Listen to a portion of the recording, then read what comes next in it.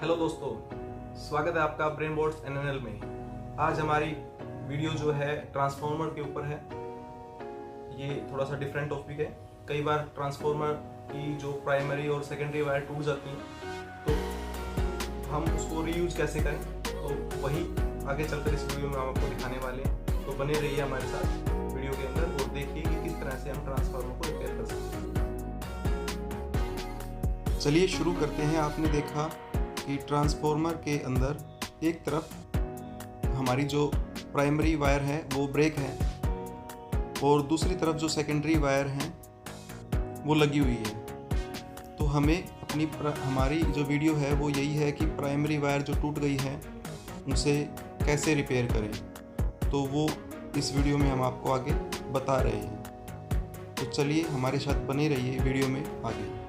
सबसे पहले screw driver की मदद से ट्रांसफार्मर की नीचे की जो पत्तियां हैं उसे हटा लेंगे। स्क्रू ड्राइवर की मदद से उसको खोल लेंगे।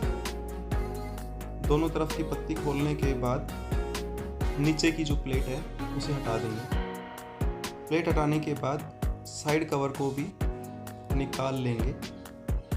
निकालने के बाद ट्रांसफार्मर के अंदर ई और आई कोर लगी हुई हैं।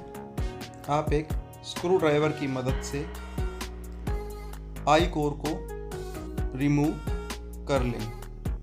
अगर ये थोड़ी टाइट हैं तो आप किसी हथौड़ी की मदद से इसे ठोक कर भी बाहर निकाल सकते हैं। वैसे तो ये आसानी से निकल जाएंगी। एक दो कोर लूज होने के बाद बाकी की कोर भी धीरे धीरे निकल जाएंगी। इसी तरह से दूसरी तरफ की आई कोर भी हम निकाल लेंगे। सारी आई कोर निकालने के बाद जो ई कोर है उसे भी धीरे धीरे दोनों तरफ से हटा लेंगे। दोनों तरफ की ई आई कोर निकालने के बाद हमारी बोबिन हमारे हाथ में है जिसके ऊपर सेकेंडरी वायर आपको नज़र आ रही है। अब हम सेकेंडरी वायर को किसी स्क्रू ड्राइवर पे या किसी लकड़ी पे हम इसे लपेट सकते हैं। तो हम इसे सेकेंडरी वायर को एक स्क्रू ड्राइवर के ऊपर लपेट लेंगे। इसे जैसे हम रिमूव करेंगे सेम उसी तरह से वापस इसे रीइंस्टॉल भी करेंगे। तो हमने अपनी सेकेंडरी वायर को एक स्क्रू ड्राइवर पर निकाल दिया है। सारी वायर निकालने के बाद इसके नीचे एक रैपर लगा हुआ है। उस रैपर को हटाने के बाद हमें प्राइमरी वायर के दो तार नज़र आ जाएंगे जो टूट गए थे। हमें इन्हीं को रिपेयर करना है। तो टूटे हुए वायर को वापस लगाने के लिए हम एक तार का टुकड़ा लेंगे। ये एल्युमिनियम की वायर है इसलिए हमें जो तार लेंगे वो भी एल्युमिनियम का ही लेंगे और इसे दोनों तारों को वापस फिर से एज इट इज लगा देंगे। लगाने के बाद दोनों तारों को सोल्ड करने के बाद हम इसे टेप की सहायता से एक जगह पर रोक देंगे। दोनों तार लगने के बाद इस पर पहले की तरह सेकेंडरी वायर को वापस लपेटना होगा। तो जो वायर हमने स्क्रू ड्राइवर पर लपेटा था उसे जैसे ओपन किया था ठीक उसी तरह से वापस उसे रिवाइंड करना है, जो कि आप इस वीडियो में देख रहे हैं। तो वीडियो में देखते हुए आप उसी तरह से धीरे धीरे पूरे वायर को लपेट देंगे। इसमें जल्दबाजी ना करें, तार को अच्छे से लपेटें और सीरीज वाइज लगातार अच्छे से तार को लपेटें ताकि तार ज़्यादा बाहर ना फैले। अगर ज़्यादा बाहर फैलेगा तो आपको ई आई कोर को लगाने में कठिनाई हो सकती है।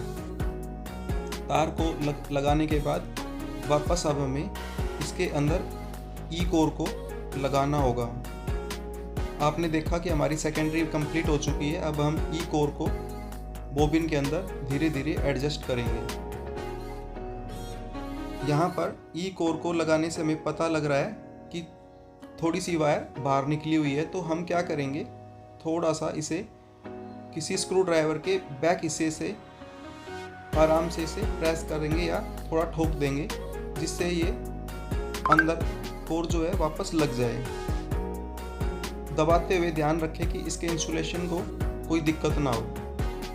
अगर इंसुलेशन में कोई दिक्कत होगी तो यहाँ शॉर्ट सर्किट हो सकता है। इस पर टेप लगाने के बाद हम इसके ऊपर ई कोर को लगाएंगे। ई कोर जब लगाएंगे तो दोनों तरफ से 1 बाय 1 लगाएंगे। एक कोर ई की इस तरफ से और एक कोर को उस तरफ से।